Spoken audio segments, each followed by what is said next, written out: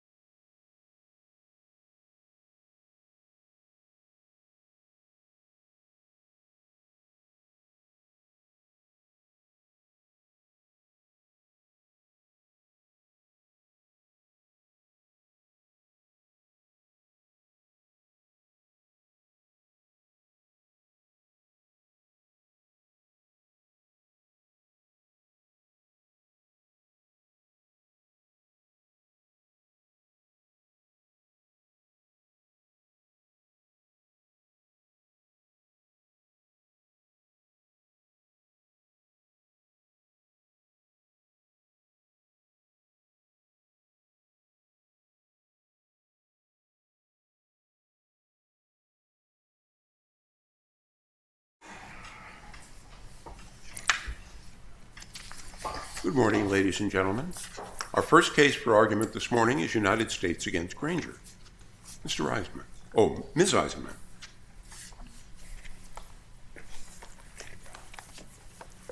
Thank you, Judge, and may it please the Court, Vanessa Eisenman on behalf of Eric Walker. I'll be arguing the joint trial issues and Mr. Walker's individual issue. Turning first to the trial, the record is clear that Juror 70 should have been struck for cause because of his admitted bias towards law enforcement witnesses. Again, the test is clear. There needed to be final, unequivocal assurances of impartiality in order for Juror 70 to be seated, and here that did not happen. In fact, this case was really similar to the Thompson case, in which the Juror 70 was very candid, and he said that he would try to be fair. He wanted to be fair. He understood that he should be fair, but he never wavered from his adherence to the fact that because he was a 30-year retired police officer, it would be hard for him not to give police officer witnesses the benefit of the doubt.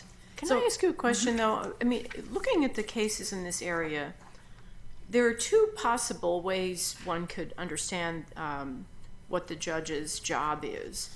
One possibility, as you're stressing, and we've used this term a lot, is final, underscore in italics, unequivocal assurances. And the last words out of Juror 70's mouth were certainly not any kind of assurance that he would that he would be fair. He was saying, yes, sir, if you want an honest answer, I'd be more inclined to believe a police officer. The other possibility, and I see hints of this in some opinions, is that what the district court judge is supposed to do is kind of look globally at everything that particular juror has said, here Juror 70, and try to make an assessment of that juror's position based on everything that was said, maybe not the last words out of his mouth, literally. So which is it, and does it make a difference here? If I could answer your latter question first, I don't think it makes a difference here, so I don't think that it's necessary for this court to decide that. I do think the word final has to mean something, so that it is important kind of where it's left. Thompson also talks about not leaving things dangling and said that that was Martina Salazar as well, where kind of like the matter evolved, and then at the end it was really, there was just no great assurance at the end, one way or the other, and that's not enough. But I don't think that it matters here, because I really think if you look overall at what Juror 70 was saying, I think he was really a credible guy, and he was saying, look, the overarching, I think he even used the term, the overarching thing I'm really trying to get at here is that I want to be fair. I want to have an open mind. I want to be, I know I'm supposed to do this. I'm a police officer. But I think it would be hard for me to do that. And I probably would end up leaning a little bit more towards the police officer. So I think it's a good question. And I think, I'd like to say that the word final does need to do some work here. But I think either way you look at it in this case, I think he should have been struck. Again, at the very least, I think we don't have those final unequivocal assurances, and the judge needed to follow up more and say, okay, you said that you would, that you have this inclination. You probably would be more inclined towards the police officer witnesses. Do you think you'd be able to set that aside for the duration of the trial and view each witness the same way? And there wasn't that here. So I think at the very least, the court couldn't leave it hanging the way it was. But I think if you look at the overall, even his just looking at the totality of his responses, I don't think you ever have those final unequivocal assurances. And you can't just pick out one word. I agree with that. Whether it's final or not, you can't say, okay, here's one phrase he said, therefore he's impartial. If you look at it overall here, he was very clear. This would be hard for him. He would have been a great juror for the Thompson trial, right? Employment discrimination. Hey, put him on the jury there and bring the Thompson juror over here. We're not trying to say he would have been disqualified in every case, but this was a case where the majority of the government's witnesses were law enforcement personnel. Juror 70 was chosen as the jury foreman, understandably because of his 30 years experience as a police officer, undoubtedly. And, we don't have to show prejudice, but I think it's pretty clear here that that could have made a big difference. And the defense was out of its peremptory strikes. Ms. Eisman, I'm looking at on the record, page 156, 57 of the voir dire, where the court asks the juror, so the question is, can you listen to the testimony here, judge each witness by their testimony, how they present themselves, how it aligns with the other evidence, and so forth? Juror 70 says, yes, because I think the truth is the most important thing here. The court says, so you can do that with an open mind. Juror 70, yes, sir. How is that equivocal? I think that is equivocal by itself and in the context of the rest of the things that he said. He's not saying here that he's able to suspend his belief in favor of law enforcement witnesses for the duration of the trial. He's saying he can judge each witness by their testimony. I don't know exactly what that means, but that's not saying I view each witness neutrally. And he says he can have an open mind, but then immediately thereafter, even when the judge is still questioning him, he kind of goes back on that and he hedges and he equivocates. And he says, the judge says the same thing. Can you judge each witness by their testimony? I can find the page if you need it. But he says that, no, I think that I can have an open mind, and I believe for the sake of argument that some police officers lie. So even when the judge is still asking him questions, follows up, because that was just his initial responses. The judge follows up. He says, well, yes, I think I can judge each witness by their testimony, but I'll agree, when it's the presumption of innocence, he says, yes, I can do that. When it's this judge each witness by this testimony, he's got explanations. He's referring to his experience. So I agree that the record, that their statements, I think that can be construed either way, but that's the job of the district court, right? I mean, the district court is there. I've been there many a times myself, conducting voir dire, and the district court the judge seems to me to be in the best position to assess the demeanor of the juror, how the voir dire is going, and to weigh those credibility determinations. And it seems to me that our cases do give quite a bit of deference to the district judge in those circumstances, because we don't have the juror before us now. We weren't there. I agree with you about credibility, but this is not at all about credibility. Well, it's a weighing of statements, right? It's about district judges do that all the time, is weighing statements that might be in tension with one another to come to some sort of decision. Well, but there has to be a line for abuse of discretion, too. And you have to have those final unequivocal assurances. Otherwise, the appellate review doesn't mean anything. So what we have here is, if it would have been a credibility issue, if we would have said, he said X, but we really think he meant Y, then I agree with you. We've got to defer to the district judge on those sorts of things. But like in Thompson, this court in Thompson had the same thing. It said, it's important to note this is not about credibility. We believe absolutely everything he said, and we're taking the transcript at total honesty, right? But he says this is going to be hard. He says he's not sure if he can do it. He says he probably would be inclined to lean more towards the law enforcement officers, and we've got to believe that. The judge said he was credible. But it's important, look also what the judge said. He said, I think he will be fair, and I think he will try his best. Okay, first of all, he didn't say he will be fair. He said he wanted to be fair, so that's not correct. Second, he said he will try his best. Try his best is not the standard. We need more than that for the Sixth Amendment right to mean something here. Could I reserve the rest of my time for rebuttal, please? Certainly, counsel. Okay, thank you.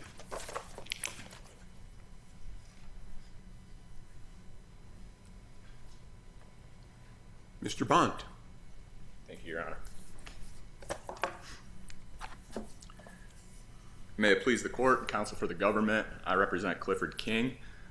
In addition to the reasons raised by counsel for Mr. Walker, with which Mr. King fully joins and adopts, there is a further reason that this court should reverse Mr. King's conviction, and that is that the district court erred in denying Mr. King's motion to suppress.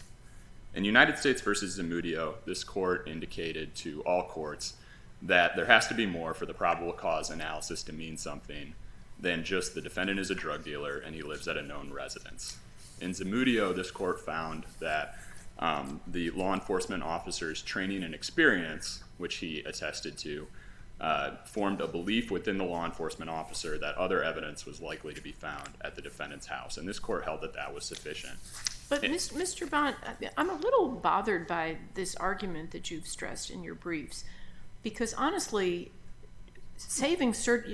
next time, if we said every time the police officers say, based on my training and experience, X, you would rightly say that's pretty boilerplate. I mean, of course they have training and experience. And so I'm having trouble hinging very much on that. What I'm also having trouble with, getting down to the nuts and bolts of your argument, is the fact that there seems to have been, in the warrant, at least one transaction in the house. And that's more than, talking on the phone in the house. It's more than just saying he's a drug dealer and here's where he lives and so we're going to search. Isn't that enough to put it over the line? The fact that there was this, I think it was 2 pounds of meth. Well, answering your second question first, Your Honor, no, I don't think that's enough because that transaction happened a month before the search warrant affidavit was sought. And it also happened during a time frame where the same law enforcement officer who had affirmed the validity of the search warrant affidavit had made a wiretap affidavit application to the district court judge and said that it was unlikely that evidence of drugs would be found in Mr. King's house because he used a stash house. So I think the short period of time, the fact that there's no dispute in the record that drugs were not dealt out of Mr. King's residence. He had an encounter with, I believe it was co-defendant Granger at his residence, and then drove off to a different location 11 minutes later, coupled with the length of time. But you're not saying that that's not a way of using the house, surely. I mean, it wasn't an intensive use. He wasn't putting his stash there, but house was a point of operations. It was a point of contact for that lone drug transaction. I will concede that, Your Honor. Addressing your first question about whether or not that sort of boilerplate language is enough, I'd like to see a rule that in future cases the law enforcement officer not only has to rely on his training and experience, but has to say, based on his experience and his exposure to the overall investigation, what is likely to be found in a particular defendant's house. In this case, the law enforcement officer sought the search warrant for Mr. King's house in conjunction with the search warrant for, I believe, 15 other residences at the same time. And it was all based on a 3-month-plus long wiretap investigation where the officer was intimately familiar with each person's role in the alleged conspiracy and what they were doing. So certainly he had the background information where his training and experience would have meant something, and he likely would have been in a position to say what was likely to be found in Mr. King's house, but on this record, he just didn't do that. And I think that under this court's holding in Zamudio, there just needs to be more, and there wasn't in this case. Remand for resentencing in Mr. King's case is also appropriate because of 2 errors that the district court judge made at sentencing. The first is that he extrapolated the detailed recitation of the drugs that were involved in the conspiracy in the PSIR. Based on ambiguous testimony from the cooperating witness, wherein she stated essentially that on some occasions she received 1 pound of methamphetamine from Mr. King. On some occasions it was more than that, and there were some days where there was no transactions taking place at all. This cooperating witness also had an independent dealer. The record was clear that Mr. King was not her only source of supply. And the record established, based on that months-long wiretap investigation, that there were, in fact, weeks where she and Mr. King did not conduct transactions. So to take her testimony, which was equivocal on that point, and say that it establishes a 1 pound per day amount for Mr. King. But she actually testifies to quite a bit more for some days. Some days she says 2, 3, 4, maybe it's 5 pounds. That's a lot of meth. And so, smoothing it out, the district judge thinks he's being generous, actually. He says this is really an understatement from what evidence he was hearing. The record does indicate that the district court judge thought that he was being generous. However, and again, the PSIR laid out a very detailed recitation that matched the trial evidence, and this is an investigation that went on for 4 months. So they knew that during that 4-month period, there was one day where, in one transaction, Mr. King and Mr. Granger met with the cooperating witness and dealt 3 pounds of methamphetamine. There was one day where that happened. There wasn't multiple days. And again, this is a cooperating witness. So the judge had the opportunity to hear all the witness testimony, but that is what the record established. So I don't think that the district court judge was, in fact, being generous when he made that extrapolation. And again, this is the highest base offense level for a drug dealing defendant. And so I think more is required before a district court judge can arrive at that level. And then lastly, the district court judge also enhanced Mr. King's sentence by 2 levels for possessing the same firearm which formed the basis for a separate count of conviction for which Mr. King was separately sentenced, which this court held in United States versus Bustamante is improper. So that's another enhancement, and the combined effect of those enhancements that the district court erroneously made would have made a difference to Mr. King's sentence. He would have been in a different guidelines range. So, Your Honors, if there are no further questions, I'll just reserve the remainder of my time and pass the argument to Mr. Groman. Certainly. Thank you. Mr. Groman.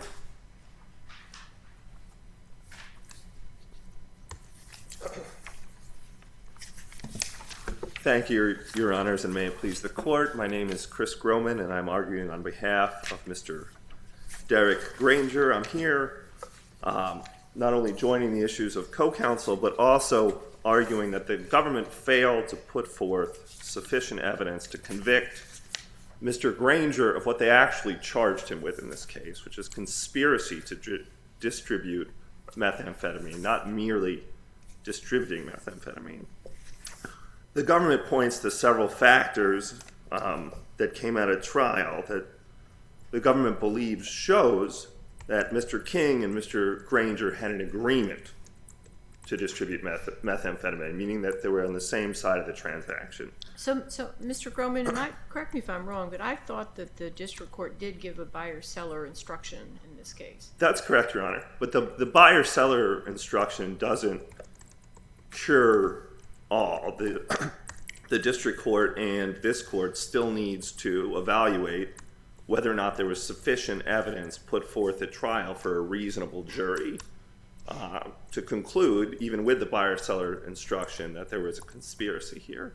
And I don't think they've met that standard. Let's just sort of briefly talk about what the government points to in its response brief. First, they point to the fact that Mr. Granger gave drugs to Mr. King knowing he was going to resell it. That's how every transaction works, unless you're giving it to somebody who's actually going to use it. And as this court pointed out in Lechuga, just giving drugs to somebody knowing they're going to resell it is not enough. Second, they point to the repeated nature of the conduct between Mr. Granger and Mr. King. Again, there could be arm's length sales each time. Just the fact that they constantly deal with each other is not enough to show conspiracy. And last, they point to the March 4th, 2020 conduct where Mr. Granger accompanied Mr. King to meet with Ms. Dowling, and that was clearly on credit. But again, one transaction that's on credit is not enough to show a conspiracy, especially in light of the fact that Ms. Dowling testified that she paid cash 50-50. Half the time, yeah. Yeah, there's no evidence of what the arrangement was between Granger and King in terms of credit, other than that this one single incident was on credit. Lastly, the government points to the fact that Mr. Granger helped Mr. King in that particular transaction. I'm not exactly sure what help he provided based on the record. He certainly accompanied him there, but he didn't count the cash. He didn't give the drugs to Ms. Dowling. And in summary, there is just simply not enough here for a reasonable jury to have concluded that this was a conspiracy as compared to merely a buyer-seller arrangement. Thank you. Thank you, Mr. Groman.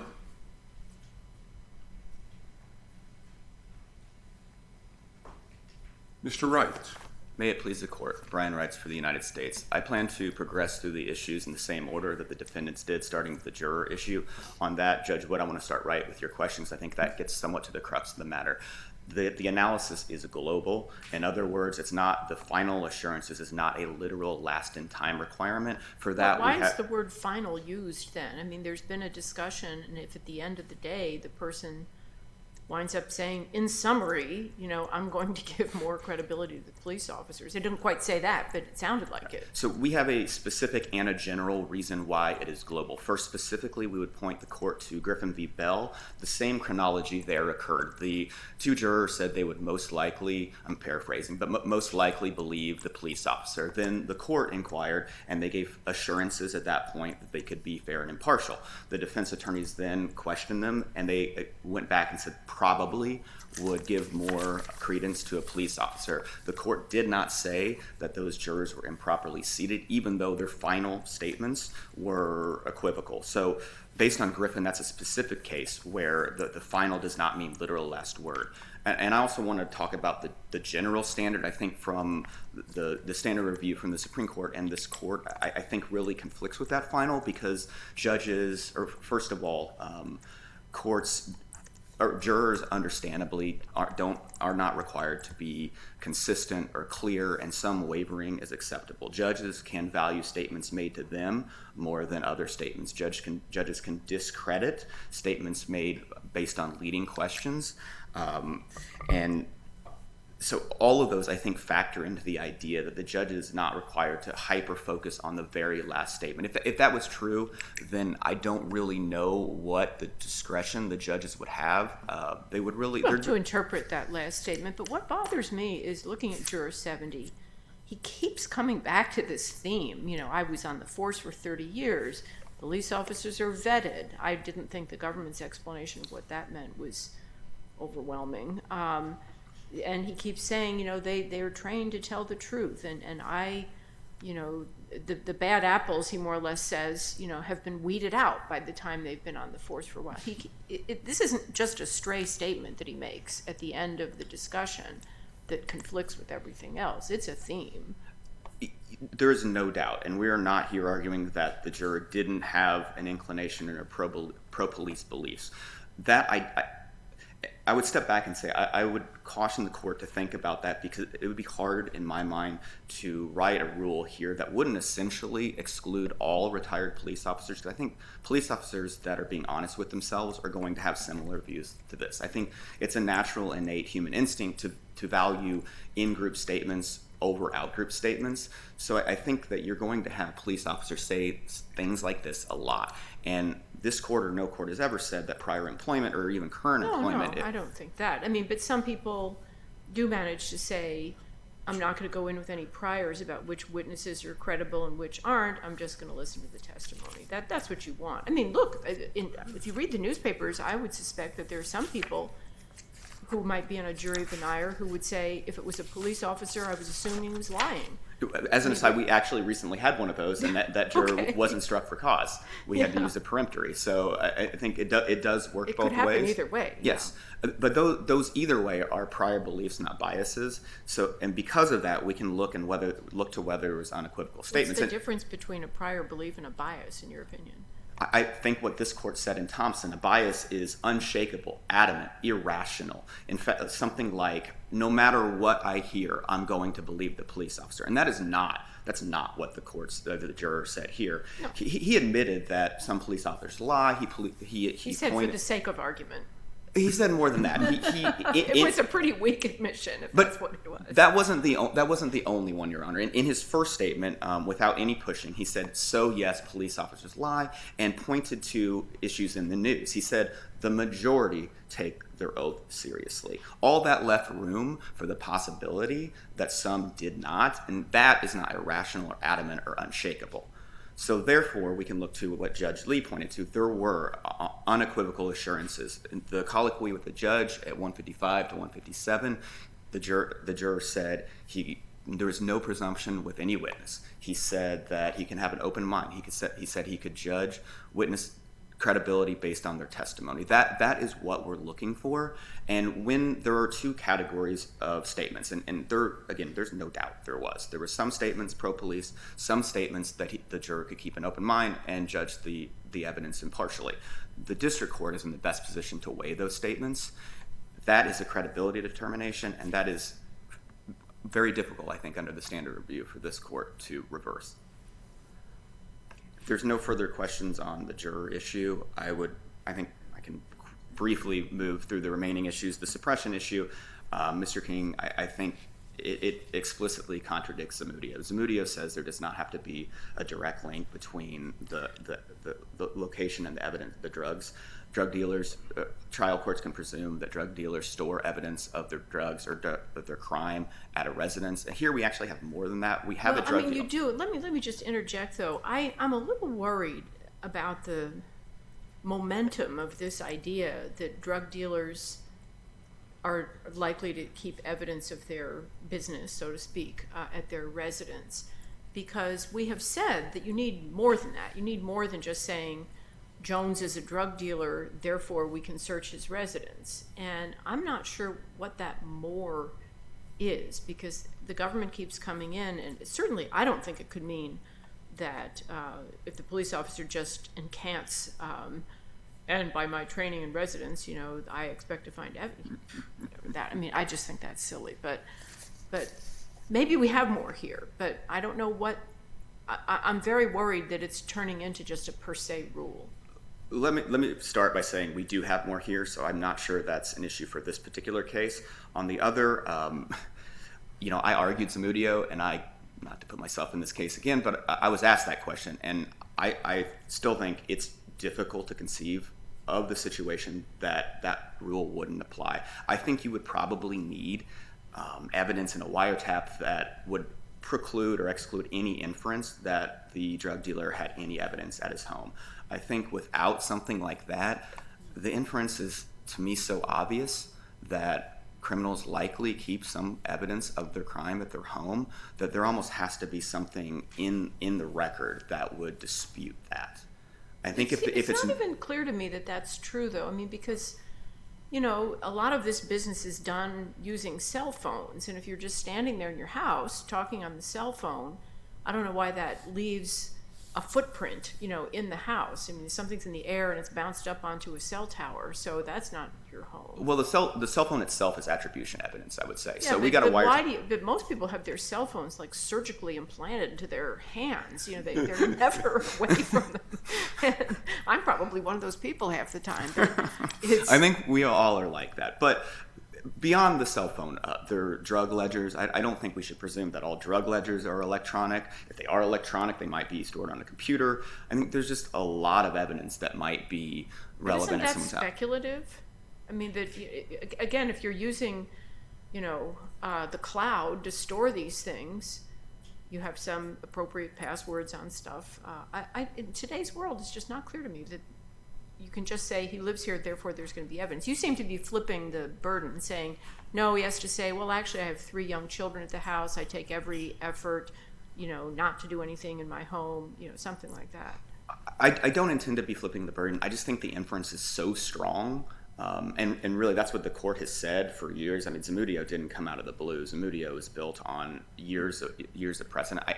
I really think that's the scenario we're looking at. I don't. There may be others. Maybe Your Honor is onto something with there's no evidence that he does anything but speak on the phone. Maybe then, sure, maybe then. But if it's a normal mine run case like here, actually this is above the mine run case because we have a drug deal occurring. Well, you have the drug deal at the house, which Yeah. I recognize makes this not the case that I'm even more worried about. Yeah, we aren't fighting against the idea that it's a blanket rule. I just think that the inference is so strong. The blanket is covering most of the bed, maybe mixing metaphors. Mr. Reitz, can you address, before we leave Mr. Walker, one of the issues that Mr. Walker raised was how the district court calculated the drug quantity amount. For Mr. Walker. For Mr. Walker. Right, so we think there were 3 ways to get there. No, I understand you think there are 3 ways to get there, but the way the district court got there was he basically attributed the entire conspiracy, or what he calculated to be the entire conspiracy amount, to Mr. Walker without doing some additional fact-finding with regard to either foreseeability or other factors that the sentencing guidelines would prefer that he do. I think it's fair that unlike Mr. King's drug quantity, Mr. Walker, the way the court did it is based on an inference. So what we can say, we know that for the short period of time when the wiretaps were in effect, Mr. Walker dealt a significant amount of drugs. I think we can also say, based on his early wiretaps, his status in the conspiracy was pretty long-standing. The first wiretap, so we got a wiretap that went on February the 6th. 3 days later, Mr. Walker is on the wiretap with Mr. King, instructing him about a customer payment.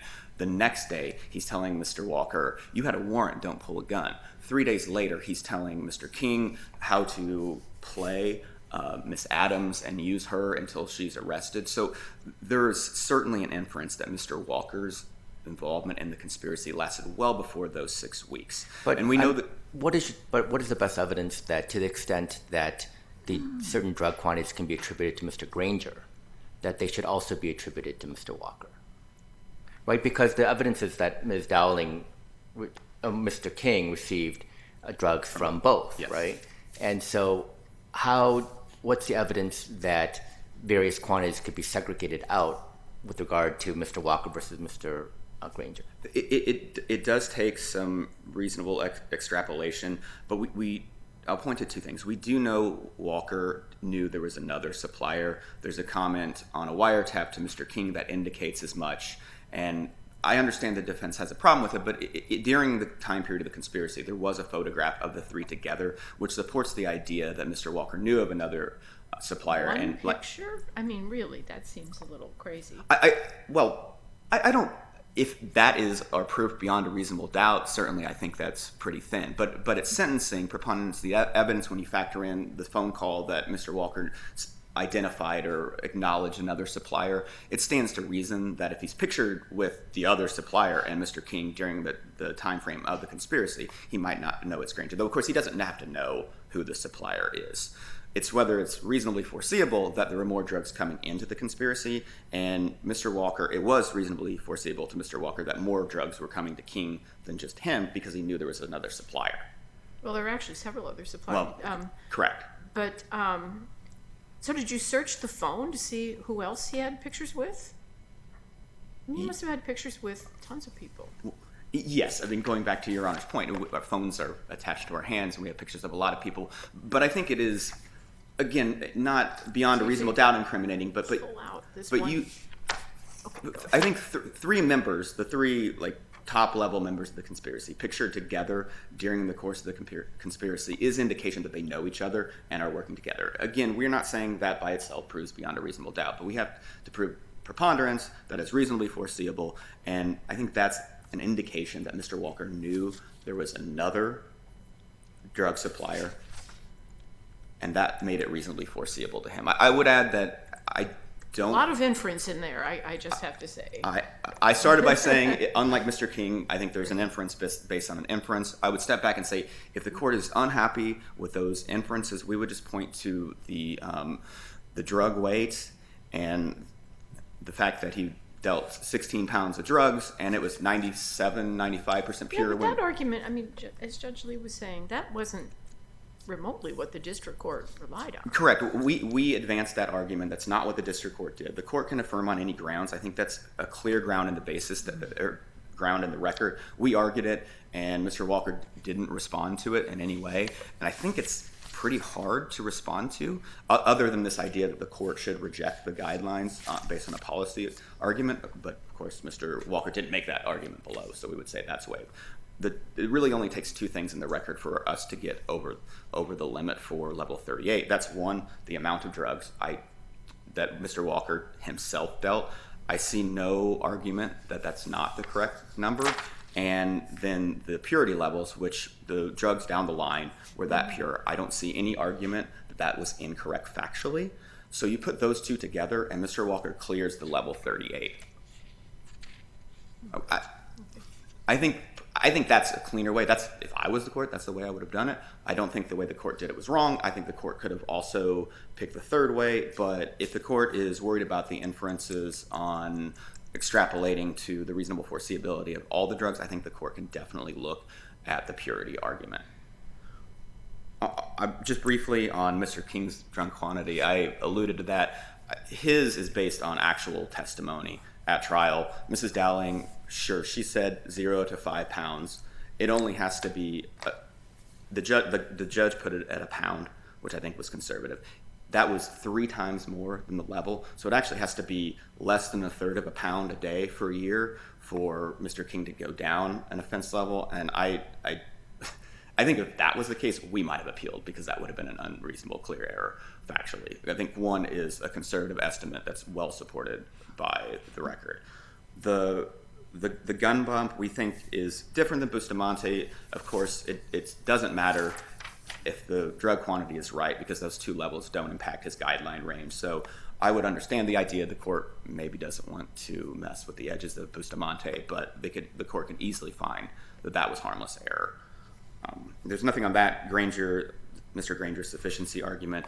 I think the March 4th transaction says everything. Mr. Granger helped King transport drugs to a drug deal. There, he oversaw as the drugs were resold. I think Mr. Granger's reply brief on page 2 essentially admits as much. He says it's a one-off where he went with King to make sure the drugs were resold. That's a conspiracy because he worked with a middleman to sell the drugs further down the line. If the court has no questions about the issues that were unraised at argument today, we're happy to address them. Otherwise, we would rest on our brief for those issues. Thank you. Thank you, counsel. The court should affirm. Ms. Eisenman, anything further?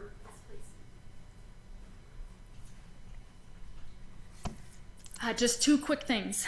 First of all, the government's contention that if you, couldn't strike or had to strike Juror 70, in this case, you would have to strike all cops with this much experience. I vehemently disagree with that. This was a detailed discussion. This was a juror who was grappling honestly with the fact that he personally didn't think that because of his personal experience, he could set aside that. You could imagine tons of different scenarios where police officers with the same amount of experience would be able to say, you know what, yes, I had that experience, but I think for this trial, I could set that aside. That did not happen here. And Thompson says, if you don't have those final unequivocal assurances of impartiality, you don't defer to the district court. You reverse, you get a new trial because the Sixth Amendment requires an impartial jury. Second point, just on the drug quantity. Again, we're forgetting the standard a little bit here. Helding says that district courts, when they're calculating drug quantities, they have to take care in making these determinations. The government's got tons of reasons why this should be upheld, but this court is not in the business of calculating drug quantity. The district court has to do that work. The district court did not do that work here. All the district court said was based on Dowling's testimony, but as Judge Lee pointed out, Dowling didn't know who the suppliers were. King had multiple suppliers. There were 3 different meth suppliers. There was no evidence that Walker was involved beyond those 16 specific transactions. We have 16 transactions. Thank you, Why Ms. are we Eisenman. extrapolating? Thank you, sorry. Mr. Bond.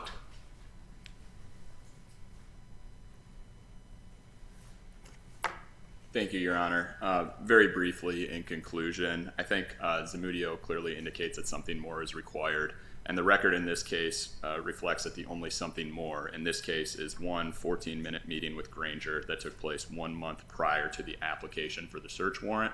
I think in my opening I may have indicated that it was 1 month prior to the search warrant actually being executed, but it was in fact 1 month prior to the execution for the search warrant, or the application for the search warrant, sorry. And again, that was during the same period of time when the same attesting officer said that it was unlikely that any evidence of drug distribution was likely to be found at King's house because he uses a stash house. So for those reasons, I think this case is different, and I just don't think that's enough. Thank you. Thank you, Mr. Bond. Mr. Grumman, your time has expired. The court wants to express appreciation to all 3 of you, Ms. Eisenman, Mr. Bond, Mr. Grumman, for your willingness to accept the appointment in this case and your assistance to the court as well as your client. The case is taken under advisement. Our second case of the day is AC against the Martinsville School District.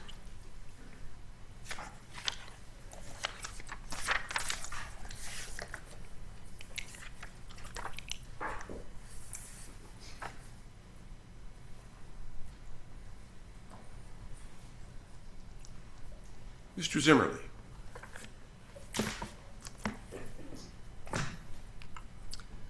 Opposing counsel, Chief Judge, may it please the court.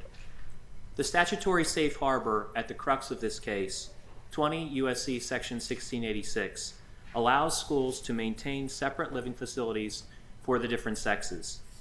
This court and the district courts below have never expressly addressed Section 1686. But I don't understand anyone to be contesting that. They all say, fine, separate facilities. This case is the next level down. How do you sort, basically? It's not separate facilities. So it seems to me you're arguing about something that's not an issue. Your Honor, we would contest that that is what is at issue. Ultimately, the schools are seeking to maintain those separate facilities based on sex. Well, but can't you see how you're eliding the question? The question is, what does that require? How do you sort? Who belongs in the boys' room? Who belongs in the girls' room? And what indicia do you use for that? Your position is that you use the sex designation on the birth certificate, as I understand it. The position of the plaintiffs really, we have the two cases together, is that you use the gender designation that the person uses. Those are two different ways of sorting, and it seems to me that's the issue before us. Your Honor, that may be the case in terms of, yes, the position that's being taken by the plaintiffs is that they should be allowed access to the boys' restrooms and locker room based on their gender identity. Because they're boys. That is that is how I they mean, that's their identify as position. I know boys. it's not your Yes. position. I don't want to put words in your mouth, but their position. So isn't that what we need to zero in on? How do you sort? It's not like you've got to abolish all the boys' restrooms in the schools. Indeed, they would be very upset if you did. Yes, Your Honor. Our position is that the court needs to look at the statutory text in light of Bostick, and that the court must address the safe harbor and apply it. In doing so, this court should revisit Whitaker and reverse the orders that were entered below. Specifically with regard to Title IX, we believe that it's important to look at the statutory text and that the court has to follow that statutory framework that's set by Congress. In doing so, it's important to recognize the guidance that's given by the Supreme Court in Bostick. And in Bostick's a Title VII case, and there the Supreme Court declined to extend its ruling to the facility context in either Title VII Right, you're or quite Title right. IX. It leaves that issue open, but the court does say in Bostick that if you're just talking about classifications, a classification of a transgender person is inherently one based on sex. Now, what you do about that, what the other parts of Title IX may say, again, I recognize the court has signaled we're not saying yes, we're not saying no, we're just saving it for another day, which they do all the time. That's fine. That's their job, right? I don't quite understand if you're asking me a question, Your Honor. I'm just saying that we do get some guidance from Bostick about how we should think about the transgender classification, because the court says in a very simple declarative sentence that to classify on the basis of gender identity is inherently to classify on the basis of sex. Yes, correct, Your Honor. And the court also said that And we're not really free to disregard that, are we? we're not free to disregard that, but the court also said that homosexuality and transgender status are distinct concepts from sex. And in looking to the statutory text then in Title IX. Well, they're derivative of sex, though. I mean, I use the words you want. I'm happy to use the words the Supreme Court used. I don't know that I should rewrite their opinion. So That's higher than our grade level. Right. So the court is to look to the statutory text. Title IX begins in 1681 with a prohibition on discrimination based upon sex. No person shall on the basis of sex be subjected to discrimination under any education program or activity. I have a factual question. Other than Whitaker and the decisions in the 4th and 11th circuits, have other circuits tackled this issue? Your Honor, the Sixth Circuit did in the Dobbs decision that we've cited to the court only in the context of whether or not to stay a preliminary injunction that had been entered below. So we've cited to that case as well. Not a final decision. So the answer is no. No, Your Honor. Okay. And in going back to the statutory text, Whitaker focused on 1681, but that's not all that Title IX says. In enacting Title IX, Congress created several express exceptions to that general rule based upon the differences between the sexes. Specifically, Title IX allows for separate living facilities based upon sex, and it is an interpretive mandate where it says interpretation with respect to living facilities. So, counsel, getting back to this idea that Judge Wood raised about sorting. So, as I understand it, all three plaintiffs now have birth certificates that designate them as male. Is that correct? That's correct, Your Honor. And so, presumably, the state of Indiana, the judiciary at least, has ordered that their birth certificates be designated as male. What, if any, bearing should that have on our decision? Your Honor, I don't think that it should have any bearing on this court's decision. And if you don't, then who decides? So if the court, right, you have a birth certificate, let's say you have a new enrollee come into your school system. Yes. And they present a birth certificate and it says, I am male. Is it the school's role then to sit back and say, well, I don't know, because you don't really look all that male to me. Prove to me that you're what we think is male, right? Is that how the system should work? That is not the way the system should work, and it's not the way the system works. In this particular instance, when the students enrolled in the schools, they enrolled with their sex indicated as female. So let's say these students then enroll in the neighborhood district, okay? And now they have a birth certificate, right? And so then under your rules, then in the other school, they should be allowed to use the restrooms, right? The boys' restrooms, because now they have a birth certificate that they've shown to their new school. So what you're saying is just a matter of when someone applies to a particular school system. Doesn't that seem rather arbitrary? No, Your Honor. And in that particular instance, the hypothetical you presented, I would suppose it would be based upon whatever policy that particular school had, what they would look at. And so if another transgender male student came into your school system and had a birth certificate that designated that person as male because they received a court order the year before they moved into your school district, under the rules of your school district, you would allow that student to use the boys' bathroom? I believe that would be the case, Your Honor, so long as the school didn't have any other indication that somehow their biological sex was other than was indicated on their birth certificate. So, Your Honor, look into... That's an interesting position. So you would let them use, it seems to encourage, I don't know, let's say a lack of disclosure, because if the person comes in with sex designation already saying male, you're saying that you don't require them all to go to the health clinic and strip them down and take a look and see if you think they are male. You accept that. If a parent or guardian goes to the counselor and says, there are other, psychological challenges or challenges that the person is having, it would behoove them not to reveal to the school district that the reason the designation is male is because of a court order, not because of what happened at birth. It seems like a very arbitrary line you're drawing. Your Honor, I don't know that instance has ever come up before the court, and so it would present separate facts for the court, for the school district to deal with in that particular situation. But counsel, wouldn't that situation also just undermine the government interest the school claims it has? If your policy would allow, transgender students to use the bathroom of their choice, new students, and wouldn't screen them otherwise, what about all of the concerns that the school raised in the briefs about privacy concerns, about other students, and all of these other kind of interests the school claims it has? It would seem to undermine the school's position, the district's position, that all of those interests are so important that it would require this policy.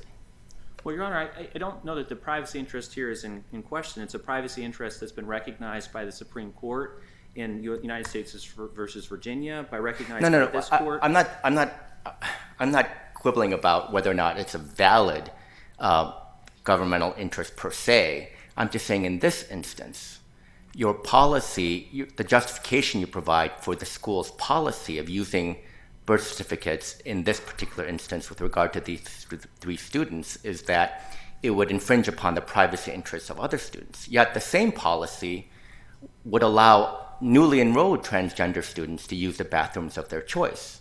So in those instances, the policy justifications, I suppose, wouldn't really come up or wouldn't really be valid? Well, Your Honor, in that hypothetical that you presented, all the indicia that the school has received at that point in time is that this student is the biological sex that appears on their birth certificate. And isn't there an empirical question here? I mean, on this record, maybe on some other record it would look different, but on this record, it appears that the school, that the boys' rooms in the school have a certain number of stalls, that it's quite possible to respect everybody's privacy, including that of the transgender students, or maybe somebody else who just prefers to handle things privately. I suppose if you had a boys' room where there were no stalls whatsoever, maybe there would be a privacy interest because you would be exposed to someone's body in a way you didn't want to be. But I don't know. I'm worried that there's an empirical quality to this argument that's not being recognized. Well, Your Honor, this does raise separate issues that were raised in Whitaker with regard to the physical spaces that are at issue. With regard to Vigo County, the locker rooms and their showers are such that they are wide open spaces. Well, and the showers were excluded from the district court's injunction. That's the correct. District court's injunction does not require you to allow them to have access to the shower, the people in question, the two in question. So it seems to me that issue is not before us. It's not in the injunction. That's correct, The Your only Honor. thing that's in the injunction are places where there are privacy stalls available. Well, and the locker rooms that are wide open spaces, while the plaintiffs have indicated that they will use the stalls in the locker rooms, there's nothing in the preliminary injunction order prevents them from having unfettered access to the locker rooms themselves. And with regard to those spaces... But there are stalls in the locker rooms. So if they're changing their clothes... I mean, I think they're just changing into gym suits. I don't know why they're changing their clothes in a way that would compromise anyone's privacy. Your Honor, in with regard to the position we're taking here, we're looking more deeply at the other sort of ramifications for this court's ruling as it relates to... And it didn't happen during the couple of weeks that the plaintiffs were using the boys' rooms. No untoward incidents. It was just a staff member who was worried about it. That's correct, Your Honor. Which is exactly the same as Whitaker. It's very similar to Whitaker in that respect, Your Honor. But our position is that the statutory scheme was not addressed by this court in Whitaker, and ultimately this court needs to look to Section 1686 and the regulatory framework, because there are all sorts of implications for this court's position if a student is allowed to use a restroom or a locker room or a shower space based on their gender identity rather than their sex. It has implications with regard to residential hall bedrooms, with regard to sports, with regard to the... Shouldn't we take a page from the Supreme Court and just decide the case that's before us? I mean, it seems to me maybe there are different arguments that would be made in those contexts. I'd be perfectly happy to be modest.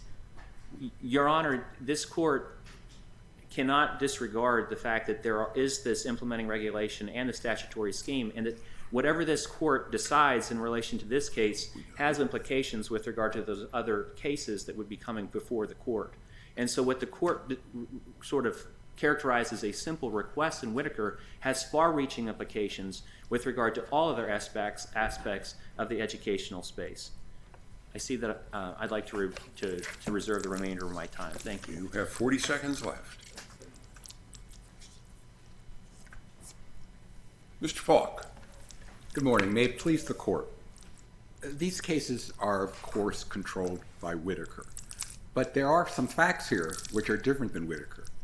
Martinsville allows transgender youth to use restrooms consistent with their gender identity at the high school level.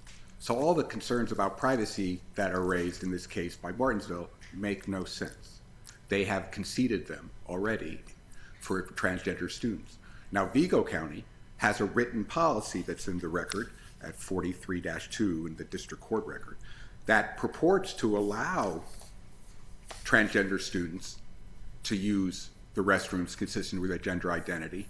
But during a deposition, they said, oh, and by the way, they also have to have surgery. Well, you can't have genital surgery under the age of 18. But That's a very common rule, isn't it? I mean, I gather that's an Indiana course. rule, but it seems to me it's quite normal. yes, my understanding is that because of who is making the decision for whom, that the doctors will not do that, and it's not recommended prior to 18 for the genitals of surgery.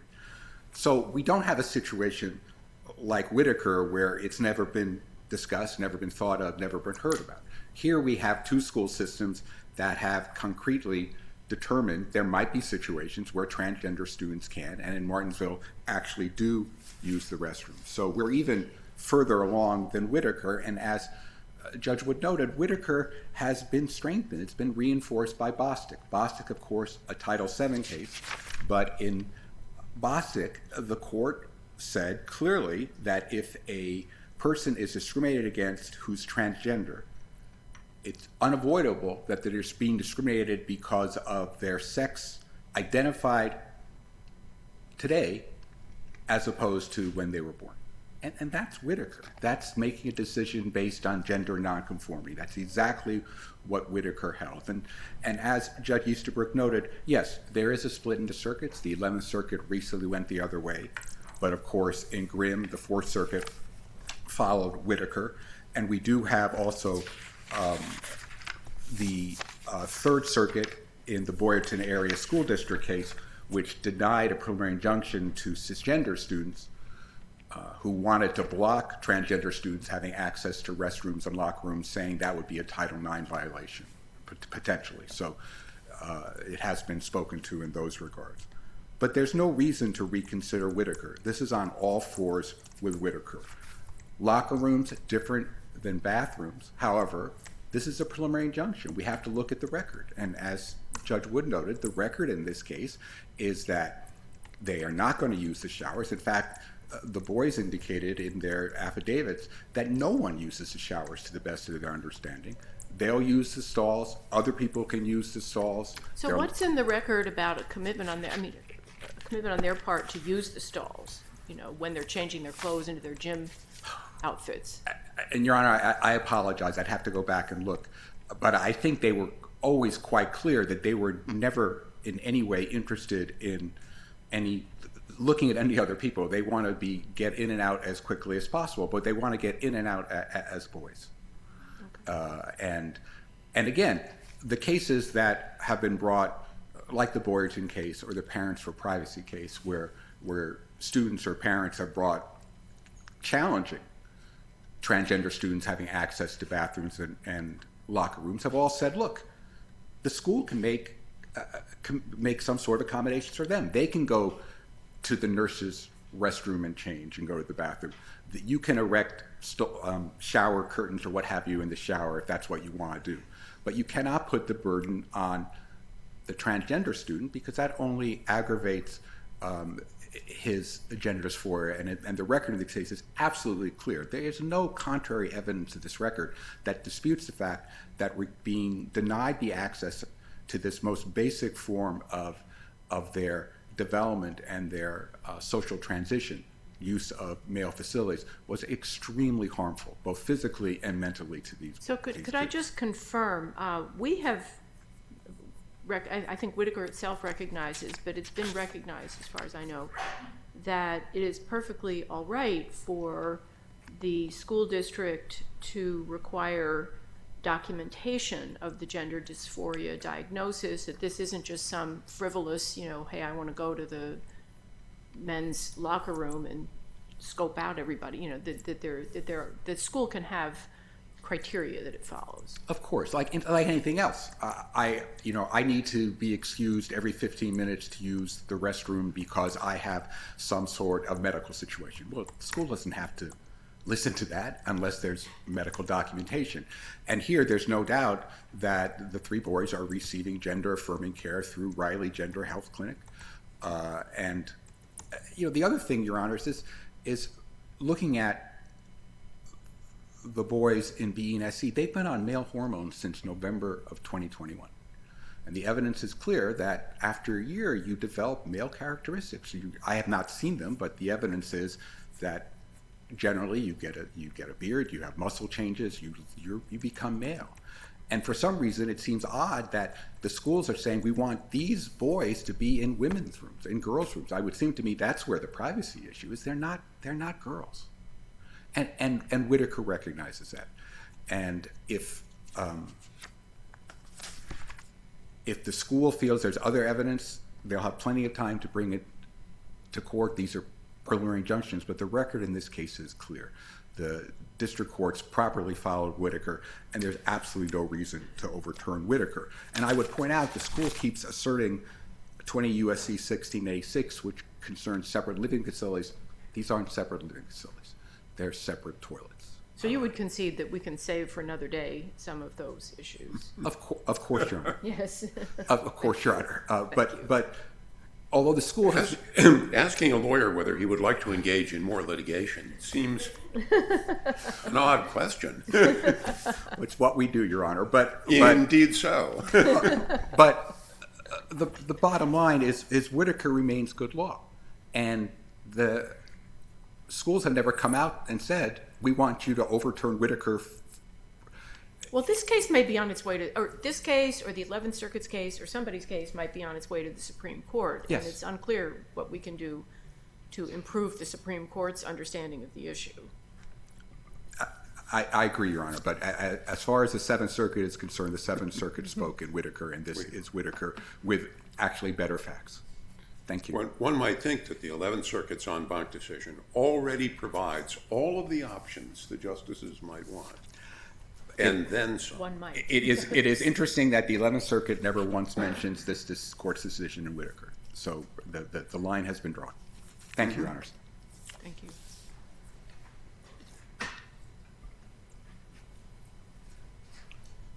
Mr. Zimmerli. Yes, Your Honor. What this court can provide in terms of further guidance is looking at the specific statutory text and the differences between what appears in Title IX versus Title VII. Title VII, which this court applied in Whitaker, isn't concerned with facilities. It has no statutory safe harbor similar to Section 1686, and it doesn't have the sort of implementing regulations that we've applied here. And so what we've asked the court to do is to look at that statutory text and the implementing regulations and apply it to the facts of this case where there is no dispute with regard to the biological sex of the students being female. For these reasons, Your Honor, we respectfully request that the court reverse the preliminary injunction orders entered below and remand. Thank you. Thank you, counsel. The case is taken under advisement. Our next case for argument this morning is Shaw against Illinois Sports Service.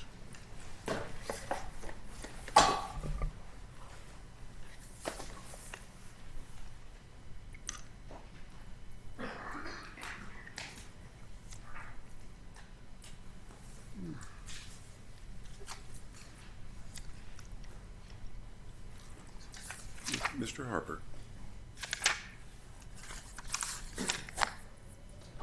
Mr. Harper. Good morning, Your Honors. May it please the court. This case arrives at the court on a ruling on summary judgment. The judgment should be reversed and remanded because the movement failed to meet its burden. Here, there's a genuine dispute regarding a material fact. That fact is, what are the essential functions that Mr. Shaw would have had to perform and which the Porter position that he applied to is governed by. This issue was simply a motion like any other. I realize it's summary judgment. I realize there's a tendency to view summary judgment sometimes differently than other motions, but it's simply a motion. The movement has a burden. The movement has to satisfy its burden. The burden is set forth under Rule 56. It says, the court shall grant summary judgment if the movement shows that there's no genuine dispute as to any material fact, and the movement is entitled to judgment as a matter of law. But if you're hanging this whole thing on the affidavit that was furnished by the person, I don't see where there's a clear statement in that affidavit that Mr. Shaw is able to perform with or without an accommodation. You're not supposed to have an accommodation that amounts to another person by your side all the time. And it's just very vague about what kind of training the expert thinks he can do, how long that will take, how can he read and interpret the delivery forms and purchase orders, how can he perform the basic arithmetic that he needs to count the inventory. I just don't see where in this record there's any evidence that a rational trier of fact could credit that would satisfy those requirements. It's a very sad case. I mean, it's terribly sad, but that doesn't necessarily mean that Sports Service has to hire him. What Your Honor is referring to the expert's affidavit. Well, I thought that was what you were complaining wasn't fully taken into account, because otherwise, the district judge assesses the evidence and says that just no rational jury could find. Actually, the district judge gives you the benefit of the doubt on the eligibility criteria, which I think could be argued about too, but let's put that to one side and look at his ability to perform the basic functions of the job, and even that, I just don't see where's the evidence. Well, Your Honor, actually, the position that I was taking starts at a different point. Your Honor is moving into the analysis of whether Mr. Shaw can perform the functions, and my analysis actually begins a step earlier. What I'm saying is that there's actually a dispute about what the essential functions are. And so with that dispute, this isn't simply a material fact, what the essential functions are, but it's a dispositive fact. Under the statute, it is the test that the court will have to apply. The statute under the Americans with Disabilities Act requires the analysis of whether the employee can perform the essential functions with or without an accommodation. In order to apply that test, we have to know what the essential functions are. And so identifying the essential functions isn't simply a material fact, it is dispositive. I might go so far as to say that it is perhaps the sole dispositive fact. And yet that is the fact that here, it's not only in dispute, it's not only that there's a fact issue regarding that fact, but the fact issue is created by Sports Service's own evidence. It's not like we hired an expert who came up with some theory that there ought to be an analysis of the essential functions that differs from what Sports Service's job description says. No, I just don't, be concrete. What job function? I mean, this is part of your theory that there are really two jobs, not one? Yes. Right. Well, it's not my theory. It comes from Sports Service. Well, suppose there are two jobs. What can he, where's the dispute? Well, Your Honor, I think Your Honor was about to ask what functions could he perform? He has to be able to perform either one or the other job on your theory of it being two jobs. Now, there's plenty of evidence that Sports Service plus regards this as just one job where you assign people to different duties from time to time. But let's have it your way. Let's suppose it's two jobs. Where's the evidence that he can perform either one of them? Well, Your Honor, I have two answers to that question. First, if the court agrees with me regarding having it my way and assuming that he... I'm just trying to explore your position. I'm not making any statements. No, I'm not saying that Your Honor is, but I'm saying if my position is assumed to be correct, then it must also be assumed that Sports Service has failed to meet its burden, and as the movement... I don't see that. I mean, because your position must have some theory about what are the essential functions of the warehouse, based job, and what are the essential functions of the stands, the different places throughout the facility. Yes, Your Honor. Well, the record, there are the two job assignments. They have different essential functions, except that they both share the function of keeping the work area neat and clean. And again, it's not that our expert decided that he can perform that, but Sports Service itself conceded that point. The interviewer, during... But that's not the sum total of what you have to do in either of those locations. Correct. There are other essential functions that apply to both work areas, but this brings me back to my initial point that the court cannot begin the analysis without identifying what those essential functions are. And that is the issue that Sports Service's own witnesses put into dispute. The commissary manager for Sports I Service. don't see where the dispute is, to be honest. I mean, I think Sports Service has overwhelming evidence that there's actually only one job. Well, Your Honor, here's the dispute.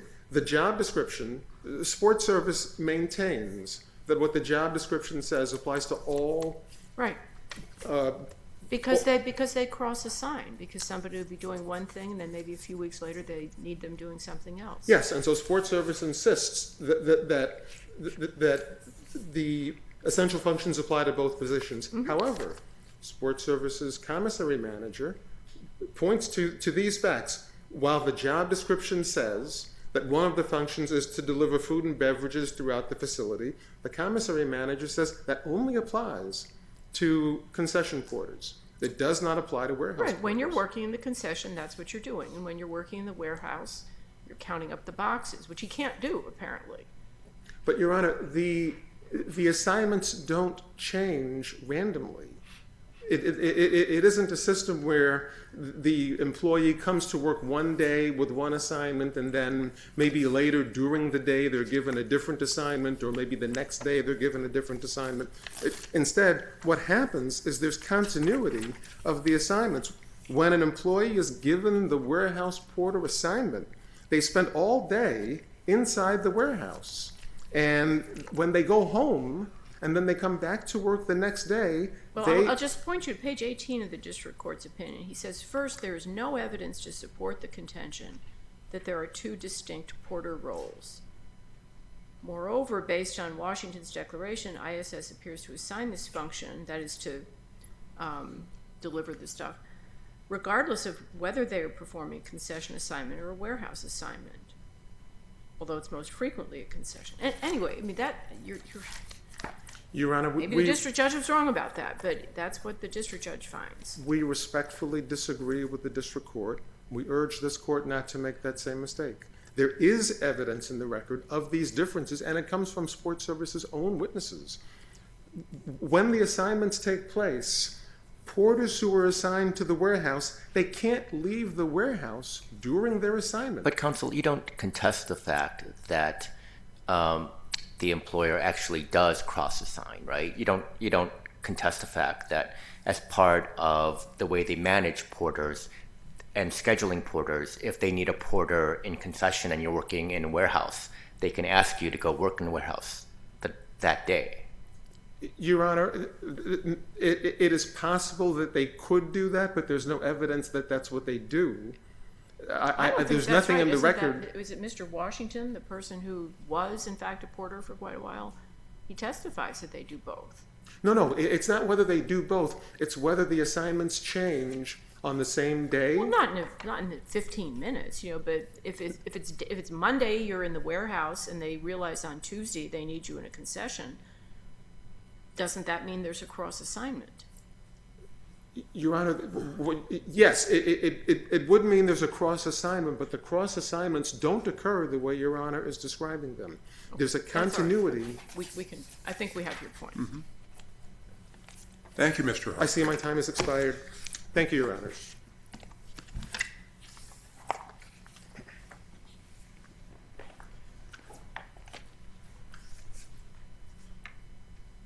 Ms. Martin. Good morning. May it please the court, Misty Mart on behalf of Appellee Illinois Sports Service. We're asking the court to affirm summary judgment because Mr. Shaw could not and cannot establish that he's a qualified individual for the purpose of the Americans with Disability Act. The fundamental issue in this appeal is whether companies should hire an individual who is not qualified for the job. The district court correctly held that there is no such obligation, and because there's no genuine dispute, Mr. Shaw is not qualified for the porter position. I'd like to address his... Does it matter whether there are one or two porter positions in your view? Not at all, because when you look at what the porters do on a daily basis, if you're a porter in the warehouse, you have to read and interpret warehouse delivery forms and the forms and the product that's coming off the trucks and the shipment. So if you're in the warehouse, you're doing that. If you are assigned to do the concession deliveries, you're reading inventory labels, delivery forms, and you're reading the product. And it's undisputed in the record that Mr. Shaw cannot do those two functions. So whether it's one or two, it doesn't matter because he can't perform the essential functions. And it should be noted that these two labels of a concession porter and a warehouse porter, those only came up in the deposition when counsel suggested, well, may I call it a concession porter when you're describing the assignment? It didn't come from Illinois Sports Service because you're correct. Mr. Washington said, if you're assigned to the warehouse, that's what you're doing that day, but you could be working in the concession if somebody calls in and they're sick or something to that effect. So as to the essential functions, I don't think there's a dispute as to what they are, and every porter is required to do them during their shift. Every porter has to read, every porter has to interpret forms and be able to look at the documents and interpret them. What we know about Mr. Shaw's limitations, unfortunately, which is undisputed in the record, he has severe impairments. You can look at the testimony of his own mother. You can look at the testimony of Ms. Hoban, his speech pathologist, who worked with him for years, but at the time that he was applying, and she gave these examples. The porter is required to go to the warehouse and look at 500 different types of products and read the labels and read these forms and be able to know the difference between 10 different types of Goose Island beers. The record establishes that when Mr. Shaw is shown 6 basic functional words like comb, shoe, brush, and asked to point to the word brush, he cannot do that accurately all the time because of his impairment. Similarly, when you look at pictures, he's shown 6 functional pictures of a comb, brush, toilet, and asked which one would you use if you have to go to the bathroom. He couldn't point to the toilet as being the correct object. These things are undisputed in the record. So even if you take everything that the mother says that he's capable of doing at his house, you still need to look at the other evidence in the record from the medical providers, from the treating physicians, and from her own statements to the Social Security Administration regarding the disability benefits. And when you look at it as a whole, it's very clear, as the district court found, that there's no genuine dispute. It has to be a genuine and a material dispute. The fact that he can unload the dishwasher at home does not create a genuine dispute as to whether he is qualified under the Americans with Disability Act. The second factor, and we address it in a reverse way, but it's a 2-step analysis as to whether somebody is qualified under the American Disabilities Act, and the plaintiff has the burden of establishing it. The first step before you even get to essential functions is that you have to prove that you have the requisite skills. And plaintiff argued that there is a dispute as to what skills are required. It's undisputed that porters have to be able to read and interpret forms. It is in the job description. It's undisputed that porters have to do this every single day in their jobs. And it's not disputed. It's in their opening brief that Mr. Shaw can't do this. Because he doesn't have the requisite skills for the position, summary judgment can be granted and affirmed just on that first step, and you don't even have to get to the question of essential functions. And the district court gave him the benefit of the doubt more or less on that first step, didn't he? Yes, and I think that's a good point. The district court gave Mr. Shaw a lot of benefits of the doubt. A lot of the arguments that we made about what the expert was saying, the court considered all of that. When it came to whether he had the skills, the district court's opinion didn't specifically address like the skill of reading, so I think the court overlooked it. But you're right, he gave him the benefit of the doubt, but still found that he wasn't qualified under the Americans with Disabilities Act.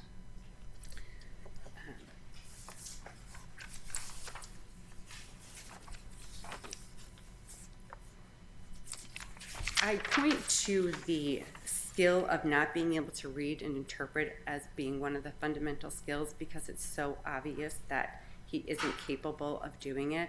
There's other things that the record demonstrates that he's not able to do. So reporters are required to report repairs.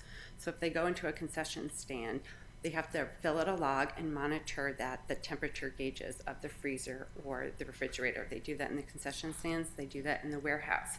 If Mr. Shaw does not do that correctly and he's not able to do it, there are important ramifications that happen. There's spoiled product that can happen because of it.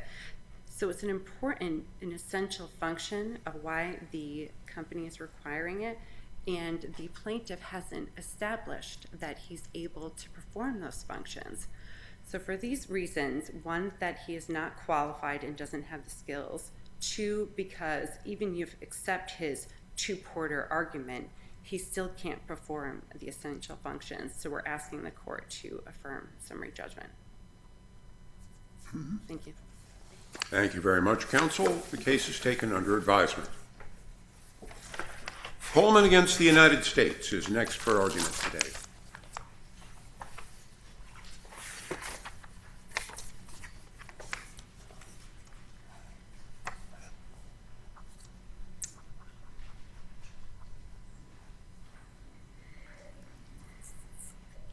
Mr. Crickbaum.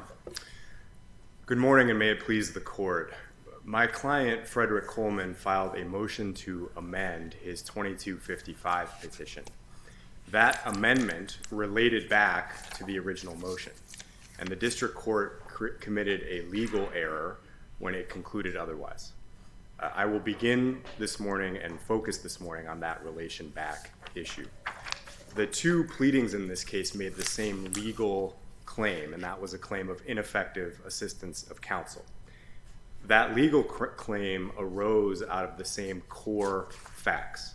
The common transaction or occurrence here was, what did Mr. Coleman's lawyer tell him about the 851 notice, about the prior convictions that that notice relied on, and about the mandatory life sentence that that notice purported to trigger?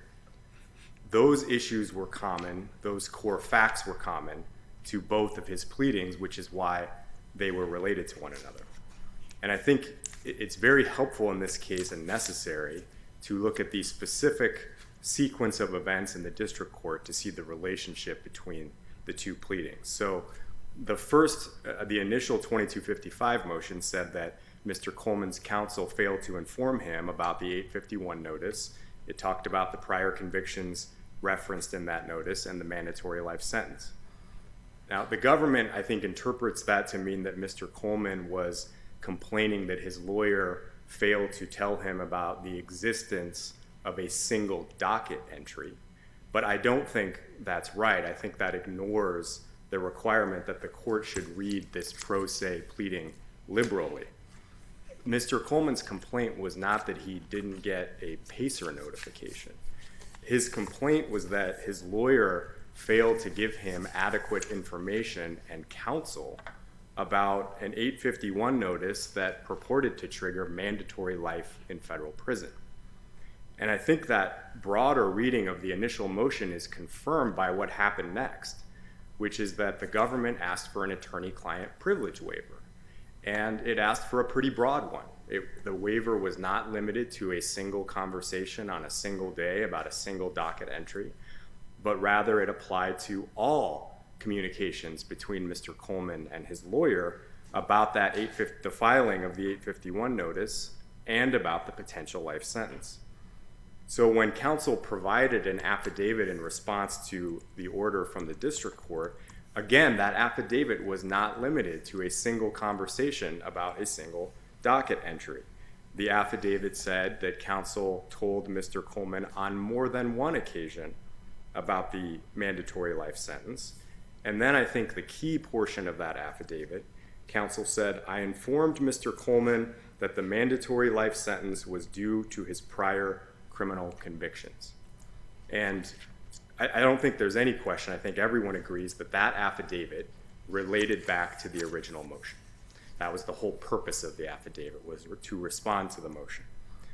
So then critically, when Mr. Coleman files his motion to amend, he says, in essence, I agree with what my lawyer... Counsel, what is our standard of review on this question. The Supreme Court says that relation back is not allowed if the amended complaint, if the amended request, is supported by facts that differ in both time and type from those in the original. And the district court here found that they did differ in time and type. Are we supposed to make an independent decision, or are we supposed to evaluate whether the district judge made a clear error? Review is de novo, Your Honor. Why? The reason is that the standard in Rule 15c is a legal one. No, look, the Supreme Court has said more than once that if you have a dispute about the meaning of a law, the Court of Appeals gives an independent decision. But if you have a dispute about the application of a law to a particular set of facts, the Court of Appeals acts deferentially. This looks like an application of a legal principle announced by the Supreme Court to a particular set of facts. Why is that not reviewed deferentially? Well, I think what the Supreme Court has said and what courts of appeals have said is that Rule 15a is a discretionary judgment, but Rule 15c is not. So, Your Honor, I would point the court to the Supreme Court's decision in Krupski, which we cited in our reply brief, where the court said, if the standard of Rule 15c is met, then relation back is mandatory. It is not within the district court's discretion. And the cases cited... Look, counsel, I'm asking, what is our stance when we're deciding whether that standard has been met? We don't seem to have a dispute about the meaning of the rule. That's been settled by Mail against Felix. We have a dispute about the application of that rule to a particular set of facts. Right? Do you have some Supreme Court case that would say the Court of Appeals reviews that independently? I don't have a Supreme Court case, Your Honor, but we've cited in footnote 1 of our reply brief a number of courts of appeals decisions that say that Rule 15c is ultimately a legal question. I think this is just missing the nature of my question. Well, Your Honor, you can proceed. What those courts of appeals have said is that the review of the district court's application of that legal standard is reviewed de novo. I think that's what... Well, then there's a problem with the Supreme Court because the Supreme Court has held otherwise. Well, I guess I'm not sure I'm going to be able to satisfy you this morning, Judge Easterbrook. I would say I would point the court to the Supreme Court's decision in Krupski and to the cases we cited in footnote 1. And I would draw a distinction between Rule 15a, which rests in the district court's discretion, and Rule 15c, which is a legal standard, and the court reviews the district court's application of that legal standard de novo based on the cases that we've cited. Returning to the merits of the relation back issue, what Mr. Coleman said in his motion to amend is, I agree with what my lawyer said in his affidavit. That is what he told me. He told me that because of my prior convictions, I would get mandatory life in prison. And that's wrong. That's inadequate information. That's inadequate legal advice. That is, in fact, a legal error because the prior convictions did not qualify for the mandatory life sentence. So I think here there is a straight line between the motion to amend and counsel's affidavit and the original 2255 motion. I think each of those filings relate to one another, and I think it follows that the motion to amend relates back to the original motion. I think both parties in this case agree that the key issue here is fair notice. Did the government have fair notice about what it was going to have to litigate in this case? It strikes me as a line-drawing issue. I mean, relation back, which is why I understand why Judge Easterbrook is concerned about the factual aspect of this. It's supposed to be the same in time and type, but these things are not light switches. It's not just a binary, oh, this is the same and this other thing's different. They come in all shades of gray. And how broadly is that relation? I can certainly see the second thing that he files, the motion to amend, as elaborating, especially on the affidavit. I mean, the first thing is pretty cursory, but you make the valid point that they're both pro se filings. We have Erickson against Pardis. We have other cases that have reinforced the leeway that you give to pro se individuals.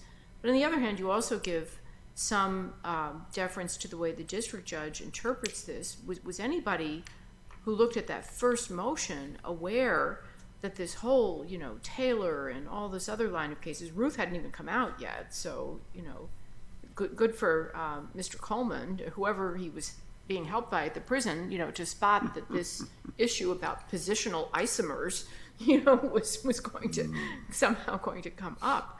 But it's hard from a notice point of view to realize that there was notice to the United States with that first petition. Maybe the notice to the United States is perfected by the time the motion to amend comes along, but what tucks under the broad category and what becomes just different enough from an evidentiary, from a notice point of view, from a type of evidence point of view to make it either an error of law or an abuse of discretion, either one, in refusing to relate back. So I agree with you, Judge Wood, that answering that question in the abstract is very difficult. There are some guideposts, and you've focused on notice, and there's still an abstract question there about what is sufficient notice. I agree that I would admit that from the initial filing, it would not necessarily be obvious to the government that they would be litigating about isomers. I agree with that. I think it came as a surprise to some people, even in Ruth. So I think that's a fair statement, Your Honor. However, what I do think the initial filing gave the government notice of, and this was sufficient, was that they had to litigate about the sufficiency of all of counsel's communications and advice to Mr. Coleman about that 851 notice, the prior convictions it relied on, and the life sentence. And certainly by the time we got to that affidavit had better have related back to the original motion, or else there was a improper waiver of attorney-client privilege here, and privileged communications were improperly disclosed if there was not a close relationship. And when Mr. Coleman then takes that affidavit and in response says, yes, I agree, this is my complaint, that what my lawyer says he told me is not adequate under the Sixth Amendment and in fact is wrong, I think the government can't claim surprise that Mr. Coleman relied on the affidavit that the government asked for. That can't be an unfair surprise. So while I can't answer your question probably sufficiently in the abstract, I do think given the sequence of events in this case, you can reach a narrow ruling on that issue.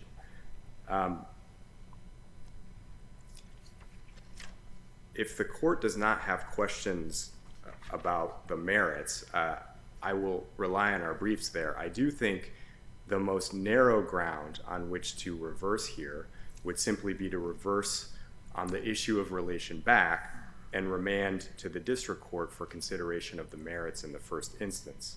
And so if the court were interested in deciding this case on a narrow ground, that would be our suggestion. If there are no additional questions, I will reserve the rest of my time for rebuttal. Thank you. Mm-hmm.